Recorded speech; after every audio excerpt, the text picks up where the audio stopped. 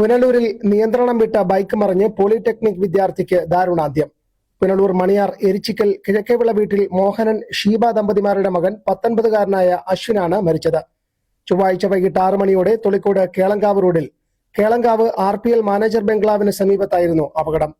കേളങ്കാവിൽ നിന്നും മണിയാർ ഭാഗത്തേക്ക് വരികയായിരുന്ന അശ്വിൻ ഓടിച്ചിരുന്ന സ്കൂട്ടർ ഈ ഭാഗത്തെ വളവിൽ വെച്ച് നിയന്ത്രണം വിട്ട് പാതയോരത്തെ ഓടയിലേക്ക് മറിയുകയായിരുന്നു. ശബ്ദം കേട്ട് ഇവിടെ എത്തിയ പ്രദേശവാസികൾ ഉടൻ തന്നെ അശ്വിനെ പുനലൂർ താലൂക്ക് ആശുപത്രിയിൽ പ്രവേശിപ്പിച്ചെങ്കിലും ജീവൻ രക്ഷിക്കാനായില്ല. മൃതദേഹം പുനലൂർ താലൂക്ക് ആശുപത്രി മോർച്ചറിയിൽ സൂക്ഷിച്ചിരിക്കുകയാണ്. ബുധനാഴ്ച പോസ്റ്റ്മോർട്ടം നടപടികൾ പൂർത്തിയാക്കി ബന്ധുക്കൾക്ക് വിട്ടു നൽകും.